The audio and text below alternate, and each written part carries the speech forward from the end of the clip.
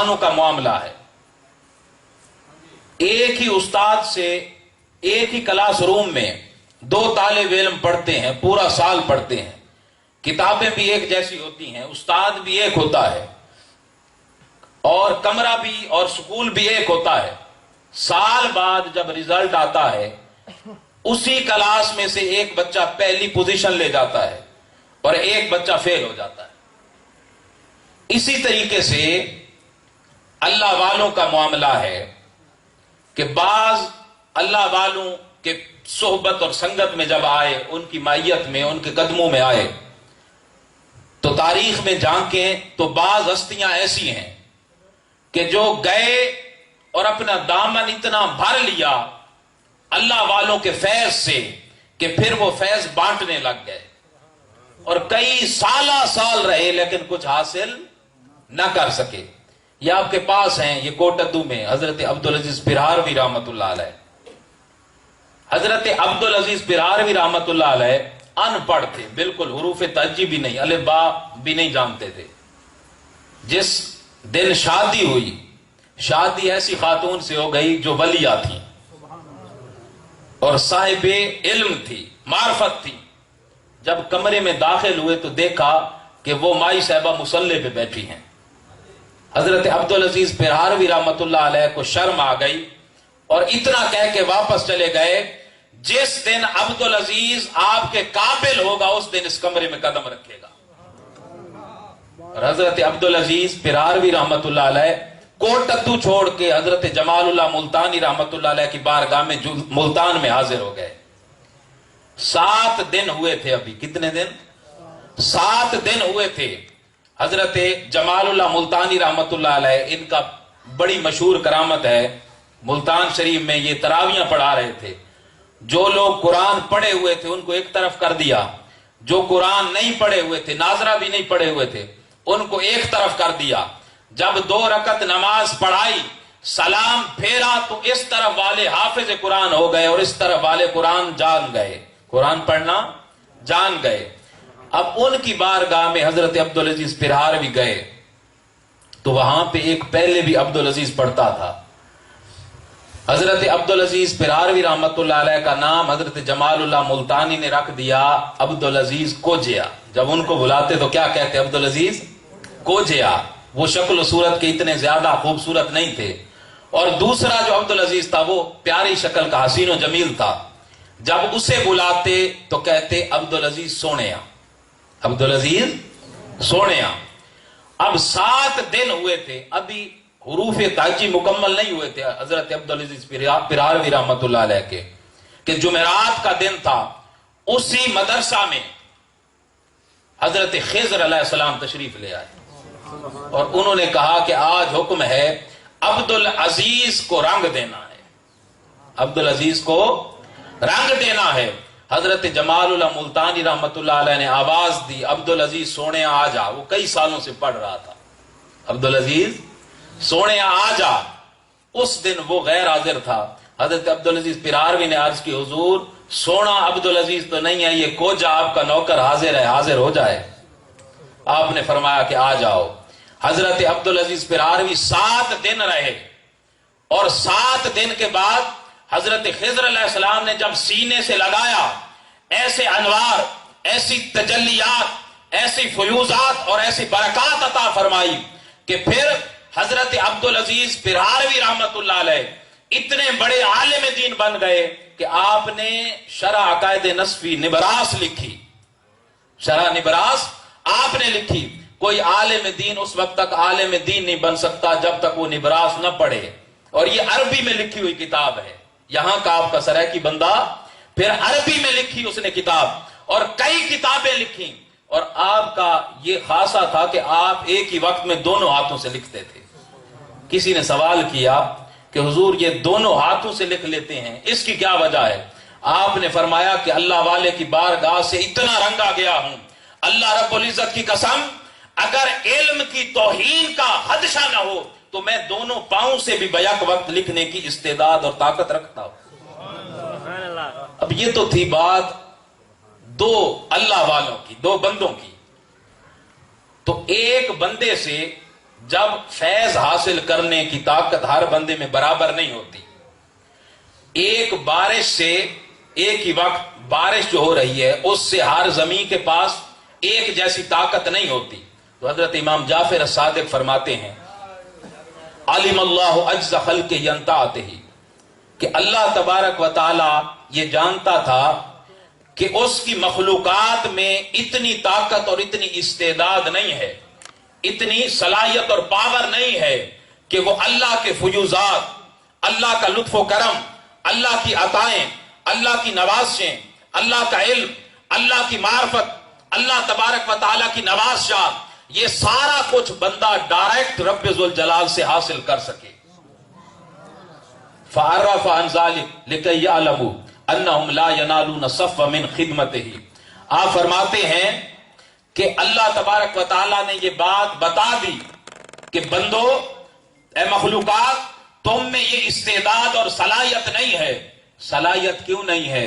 مقام صف کے دو معنی علماء کرام نے لکھے ہیں کہ طاقت اس لیے نہیں ہے کہ بندے میں اتنی عفت، اتنی پاک دامنی، اتنی طہارت اور اتنی پاکیزگی نہیں ہے ہر بندے میں کہ وہ ڈائریکٹ رب ذوالجلال سے سب کچھ حاصل کر سکے. اور دوسرا معنی یہ ہے مقام صف کا کہ جو اللہ والوں کی پہلی صف ہے جس میں وہ سارا کچھ ملتا ہے، ہر بندے میں یہ طاقت نہیں ہے کہ اس کے اندر اتنی سکت اور اتنی طاقت ہو، اتنی عفت اور پاک دامنی اور طہارت ہو کہ وہ اس پہلی صف میں جا کے کھڑا ہو جائے. اب فرمایا فَأَقَامَ بَيْنَهُ وَبَيْنَهُ الْمَخْلُوقَ مِنْ جِنْسِ الْحِسُورَ. اب سوال یہاں کوئی کر سکتا ہے کہ اللہ نے تو صرف کن کہنا تھا. اللہ نے کیا کہنا تھا؟ کن کہنا تھا. یہ طاقت اور استعداد اللہ ڈیلیور کر دیتا. ہر بندے کو کن کہتا، ہمیں یہ طاقت مل جاتی. یہ سوال پیدا ہوتا ہے. ہاں وہ کن کہتا ہے، لیکن جب وہ کسی کے لیے کن کہہ دیتا ہے تو پھر وہ بشر عام بشر نہیں رہتا، وہ اللہ کا خاص برگزیدہ بندہ نبی بن جاتا ہے. ما کان لبشر ان یکلمہ اللہ الا وحیا. اللہ تبارک و تعالیٰ کسی سے کلام نہیں کرتا مگر وحی کے ساتھ. اپنے انبیاء سے کلام کرتا ہے، وحی کے ساتھ اپنے کلام کا فیض انہیں منتقل کرتا ہے. اب فرمایا کہ اب اللہ تبارک و تعالیٰ نے مخلوقات بنانی بھی تھی. اللہ نے یہ زمین اور یہ زمان اور یہ عرش پر ساری چیزیں بنا دی. تو اب اللہ نے کیا کیا؟ اللہ تبارک و تعالیٰ نے اپنے اور اپنی مخلوقات کے درمیان ایک وسیلہ اور ایک واسطہ پیدا فرما دیا. اور وہ واسطہ جس ہستی کو بنایا وہ ہستی محمد مصطفیٰ ہے. وہ ہستی محمد مصطفیٰ صلی اللہ علیہ وآلہ وسلم ہے. آگے حضرت امام جعفر صادق رضی اللہ تعالیٰ عنہ فرماتے ہیں وَأَلْبَسَهُ مِن نَعْتِهِ. اللہ تبارک و تعالیٰ نے اپنے حبیب کو بنایا جنسن بشریت کے لباس میں، لیکن اللہ تبارک و تعالیٰ نے چونکہ مخلوق اور اپنے درمیان ایک مضبوط واسطہ اور وسیلہ بنایا تھا، بنایا تو جنسی طور پر انسانوں جیسا، ظاہری طور پر انسانوں جیسا، لیکن اللہ تبارک و تعالیٰ نے اپنی ذات کے، اپنی صفات کے، اپنے افعال کے سارے لباس محمد مصطفیٰ صلی اللہ علیہ وسلم کو پہنا دیے. اب فرمایا میں کریم ہوں، میرا محبوب بھی کریم ہے. میں سمیع ہوں، میرا محبوب بھی سمیع ہے. میں بصیر ہوں، میرا محبوب بھی بصیر ہے. میں شفیع ہوں، میرا محبوب بھی شفیع ہے. میں رؤوف ہوں، میرا محبوب بھی رؤوف ہے. میں رحیم ہوں، میرا محبوب بھی رحیم ہے. میں کریم ہوں، میرا محبوب بھی کریم ہے. ایسا واسطہ بنایا جس کو اپنی ذات، اپنے افعال اور اپنی صفات کا سارا لباس پہنا کے مخلوقات کے درمیان میں کھڑا کر دیا اور اپنا سب کچھ اس ہستی کو دے دیا. کیونکہ بندے ڈائریکٹ حاصل کرنے کی استعداد اور طاقت نہیں رکھتے. اب جب ڈائریکٹ سب کچھ دے دیا تو پھر فرمایا کہ محبوب اب تو مخلوقات میں بانٹتا جا، اب تو مخلوقات میں تقسیم کرتا جا. اب جس کو جو کچھ ملے گا تیرے در سے ملے گا. انما انا قاسم واللہ یؤتی. حضور نے فرمایا کہ اللہ نے مجھے سب کچھ عطا کر دیا ہے، اب تقسیم کرنے والا میں ہوں، اب تقسیم کرنے والا میں ہوں۔ اللہ تبارک و تعالیٰ نے سب کچھ اپنے حبیب کو عطا کر دیا، اس لیے اعلی حضرت نے فرمایا تھا میں تو مالک ہی کہوں گا کہ ہو مالک کے حبیب، میں تو مالک ہی کہوں گا کہ ہو مالک کے حبیب، کہ محبوب و محب میں نہیں تیرا میرا۔ اب اللہ تبارک و تعالیٰ نے اپنے حبیب کو سب کچھ عطا کر دیا، ایسا وسیلہ اور واسطہ پیدا کر دیا کہ اس وسیلے اور واسطے تک اللہ تبارک و تعالی بندوں سے ڈائریکٹ کلام نہیں کرتا۔ فرماتا ہے قل هو اللہ احد، محبوب آپ ان سے کہہ دیں کہ وہ رب ایک ہے۔ وہ ڈائریکٹ اپنی معرفت بندوں کو نہیں دیتا، تو بندہ ڈائریکٹ اپنے رب ذوالجلال تک کیسے پہنچ سکتا ہے؟ اس لیے فرمایا محبوب جب بات آتی ہے میری طرف سے مخلوقات کی طرف تو میں بھی تیرے راستے سے جاتا ہوں، اور جب آئے مخلوق میرے در تک تو وہ بھی تیرے راستے سے آئے۔ وَلَوْ أَنَّهُمْ ظَلَمُوا أَنفُسَهُمْ جَاءُوكَ، محبوب میرے پاس ڈائریکٹ نہ آئیں بلکہ تیرے در پہ آئیں، تیرے در پہ ماتھا رگڑیں، تیرے در پہ آنسو بہائیں، تیرے وسیلے اور واسطے سے مانگیں، پھر سب کچھ عطا کروں گا۔ اگر تجھے چھوڑ کے آنا چاہیں تو میں بھی تیرے بغیر اس مخلوقات کو نہیں ملا، تو ان کو مجھ سے سب کچھ کیسے مل جائے گا؟ اس لیے آپ شاروں کو نغمات، سبزہ زاروں کو رونق، باغوں کو بہار، پھولوں کو نگہت، شمس و قمر کو نور، تاروں کو چمک، ماں کو ممتا، باپ کو شفقت، پہاڑوں کو ہیبت، آسمان کو بلندی، ریگستانوں اور صحرا کو وسعت، عالموں کو علم، صادقین کو صدق و صفا، ذاکرین کو ذکر، حسینوں کو حسن، جمیلوں کو جمال، انبیاء کو نبوت۔ لوگوں جس کو جو کچھ ملا ہے رب العزت کی قسم عطا کرنے والے مصطفیٰ ہیں، صدقہ ملا ہے آقا کا، اور تقسیم کرنے والے خود آقا دو عالم صلی اللہ علیہ وآلہ وسلم ہیں۔ نعرہ تکبیر، نعرہ رسالت، نعرہ حیدری۔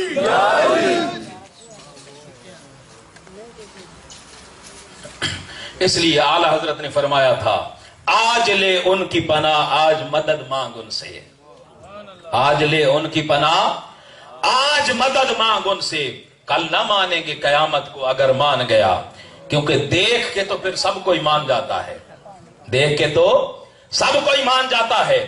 آج آقا کا جو مقام ہے، آج آقا کو جو اللہ تبارک و تعالیٰ نے عطائیں کی ہیں، آج آقا کو جو اختیار دیے ہیں، آج آقا دو عالم صلی اللہ علیہ وآلہ وسلم کو اللہ تبارک و تعالیٰ نے جو اختیار، مقام اور مرتبہ اور منزلتیں دی ہیں، وہ آج تسلیم کرو گے تو کل قبر بھی سمر جائے گی، آخرت بھی سمر جائے گی۔ کیونکہ دیکھ کے میں عرض کر رہا تھا، دیکھ کے مصر والی بھی مان گئی تھی، دیکھ کے مصر والی بھی مان گئی تھی، جو کہتی تھی زلیخا اتنی بڑی شہزادی ہو مصر کی اور ایک منڈی سے خریدے ہوئے استغفر اللہ العظیم غلام پہ عاشق ہو گئی ہو۔ حضرت زلیخا نے جب جمع کر لیا، کیا کیا؟ جمع کر لیا، کیونکہ وہ جانتی تھی کہ دلائل سے نہیں ماننا، میں کہوں اتنے حسین ہیں، ایسے جمیل ہیں، ایسے چلتے ہیں، ایسی زلفیں ہیں، ایسی آنکھیں ہیں، ایسے ہونٹ ہیں، ایسی ادائیں ہیں، ایسی گفتار ہے، ایسا کردار ہے، ایسا اخلاق ہے، میں دلائل دیتی رہوں یہ دلائل کی زبان نہیں سمجھ سکیں گے، کیونکہ دیکھیں گی تو پھر سمجھ آئے گی۔ اب ان کے ہاتھوں میں چھریاں دے دی، حضرت زلیخا نے کیا کیا؟ چھریاں دے دی، پھل دے دیے، اور حضرت یوسف علیہ السلام سے عرضی پیش کی حضور خدا کے لیے ایک دفعہ ان کے سامنے سے گزر جائیں۔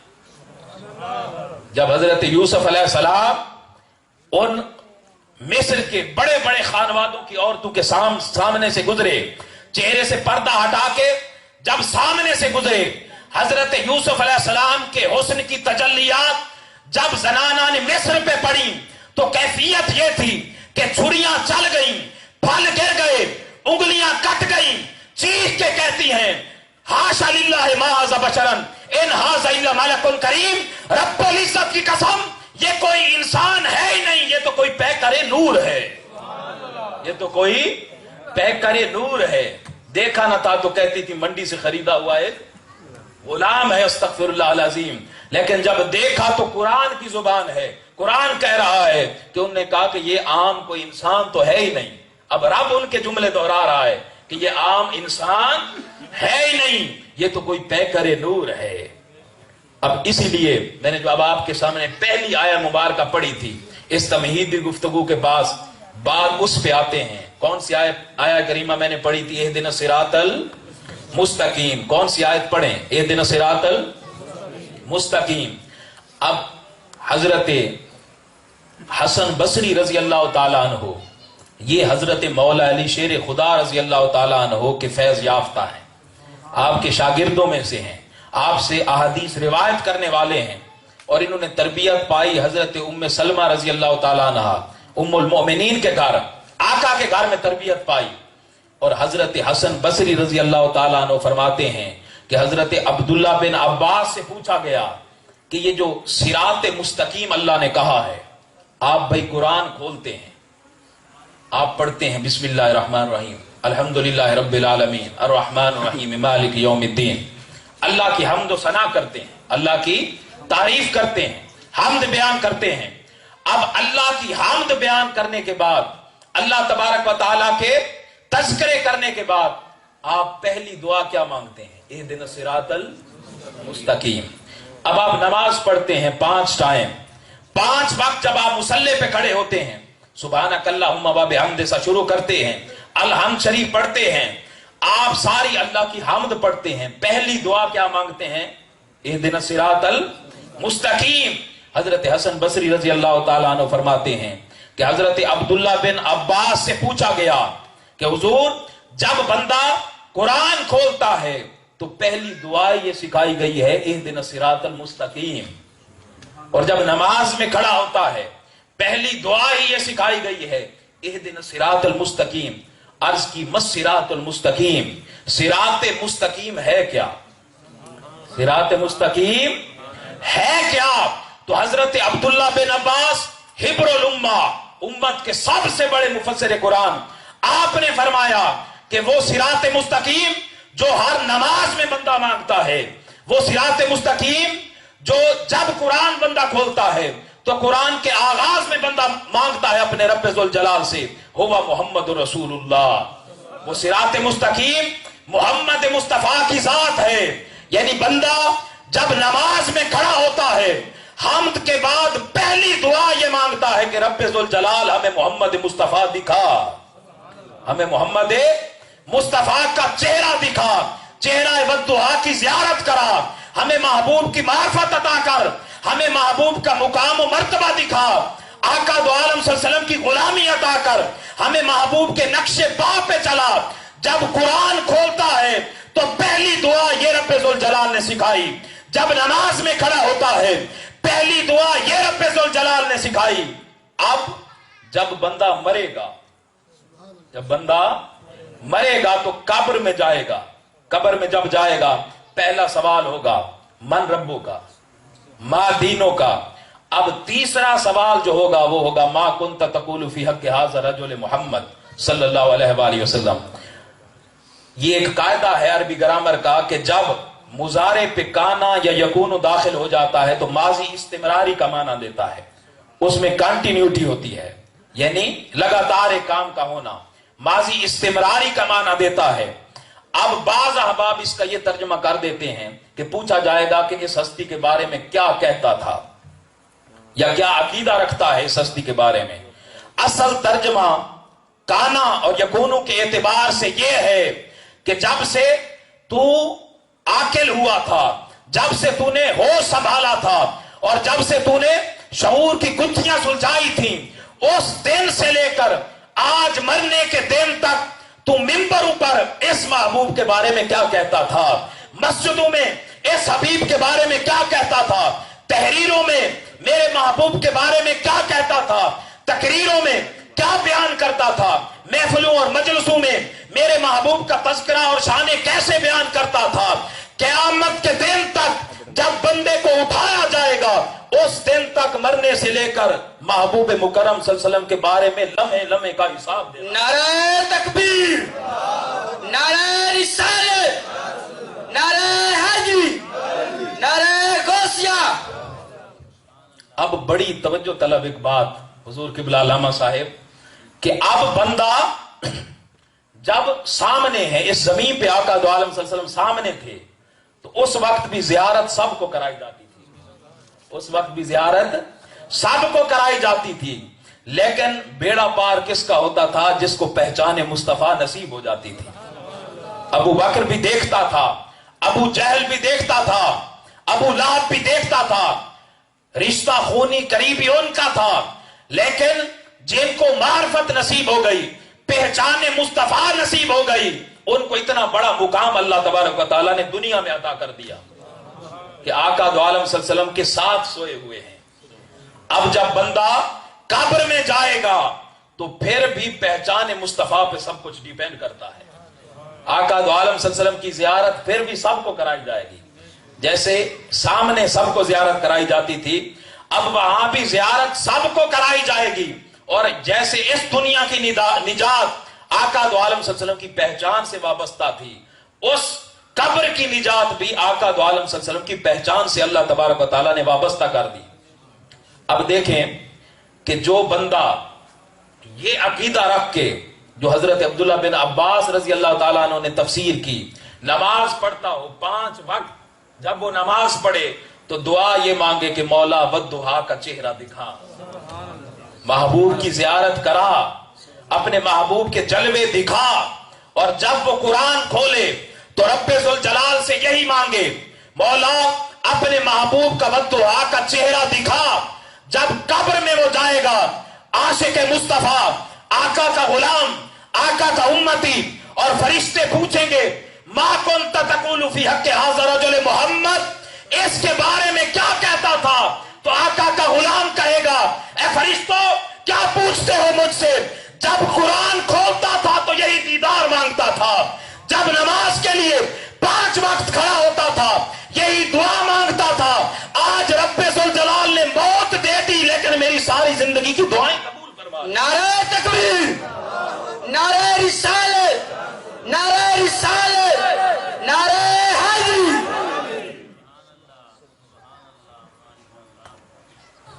सारी जिंदगी की दुआएं कबूल फरमा ली।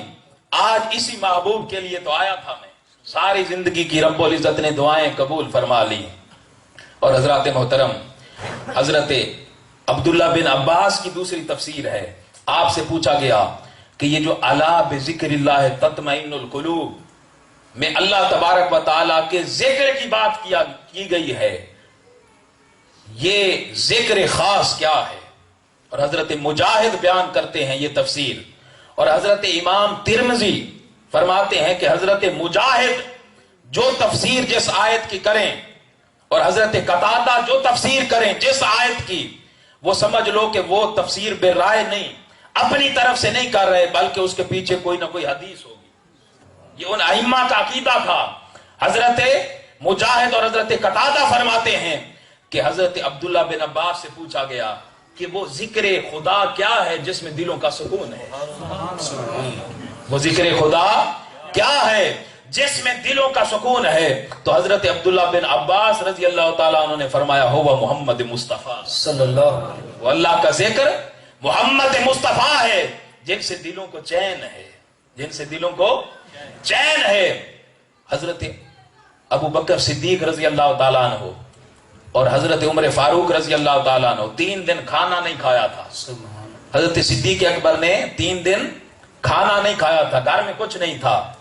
चलते चलते घर छोड़ा, आका दो आलम सल्लल्लाहु अलैहि वसल्लम के हुजरा मुबारक के बाहर गली में आके खड़े हो गए। इधर से देखा हजरत फारूक आजम भी आ रहे, वो भी आके वहीं पे खड़े हो गए। पूछा, ए अबू बकर किस लिए आए हो? हजरत अबू बकर सिद्दीक रजी अल्लाह ताला अन्हु ने फरमाया कि 3 दिन से खाना नहीं खाया, दिलों के इत्मीनान को देखने आया, दिलों के चैन की जियारत करने आया हूं, ताकि भूख भी मिट जाए, आंखें भी ठंडी हो जाएं, दिल भी सुकून पा ले। सिद्दीक अकबर का यह अकीदा देखें। अब आपने जब ये बयान कर लिया, फिर पूछा, ए उमर फारूक तू किस लिए आया है? उसने कहा कि मेरी भी यही हालत है, मैंने भी 3 दिन से कुछ नहीं खाया। अब हजरत सिद्दीक अकबर और फिर हजरत उमर फारूक का भी अकीदा देखें। وہ بھی کہتے ہیں کہ دل کو سکون دینے کے لیے اور آنکھوں کو ٹھنڈا کرنے کے لیے آیا ہوں۔ قربان جائیں، آقا باہر نکلتے ہیں اور پوچھتے ہیں اے صدیق اور اے فاروق کیا باتیں کر رہے ہو، کس لیے آئے ہو؟ عرض کیا یا رسول اللہ صلی اللہ علیہ وآلہ وسلم 3 دن سے کچھ نہیں کھایا، آپ کی زیارت کرنے کے لیے آئے۔ سبحان اللہ۔ تو دلوں کا چین اور سکون آقا دو عالم صلی اللہ علیہ وآلہ وسلم ہیں۔ اور حضرت میمونہ رضی اللہ تعالی عنہ ام المومنین، آپ کے پاس ایک آئینہ تھا۔ آقا دو عالم صلی اللہ علیہ وسلم ایک شیشہ آئینہ دیکھا کرتے تھے، اور وہ حضرت ام المومنین حضرت میمونہ رضی اللہ تعالی عنہ کے پاس تھا۔ اس آئینہ وہ ایسا عاشق ہوا آقا دو عالم صلی اللہ علیہ وسلم پہ کہ آقا اس کو جب دیکھا کرتے تھے تو اس نے اپنے اندر آقا دو عالم صلی اللہ علیہ وسلم کا عکس رکھ لیا۔ سبحان اللہ۔ اپنے اندر آقا دو عالم صلی اللہ علیہ وسلم کا عکس رکھ لیا۔ اب اس آئینے کی یہ خصوصیت تھی کہ جب بھی کوئی اس کو دیکھتا تو اس میں آقا دو عالم صلی اللہ علیہ وسلم کا چہرہ نظر آتا۔ سبحان اللہ۔ سبحان اللہ۔ اس میں آقا دو عالم صلی اللہ علیہ وسلم کا چہرہ نظر آتا۔ اب صحابہ کا یہ عالم تھا کہ جب آقا دو عالم صلی اللہ علیہ وسلم ظاہری طور پہ پردہ فرما گئے، وصال مبارک ہو گیا، اس کے بعد جب بھی صحابہ پہ کیفیت طاری ہوتی، قطار در قطار حضرت میمونہ کے حجرے کے سامنے کھڑے ہو جاتے اور وہ آئینہ لیتے اور عاشق آقا دو عالم صلی اللہ علیہ وسلم کے اس آئینے کو دیکھتے اور دلوں کو ٹھنڈک ملتی اور آنکھیں ٹھنڈی ہو جاتی۔ سبحان اللہ۔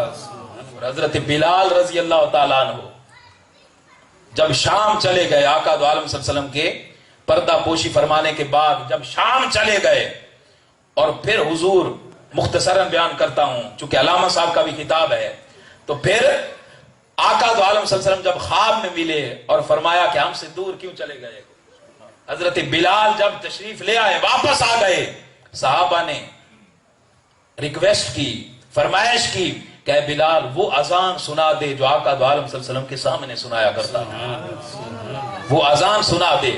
حضرت بلال رضی اللہ تعالیٰ عنہ زہر و قطع رونے لگے اور فرمایا کہ آقا دو عالم صلی اللہ علیہ وسلم کا چہرہ اب سامنے نہیں، بلال کے اندر یہ ہمت نہیں ہے کہ وہ آقا دو عالم صلی اللہ علیہ وسلم سامنے نہ ہوں اور آقا کے اس دیس میں وہ اسی طرح اذان سنا سکے۔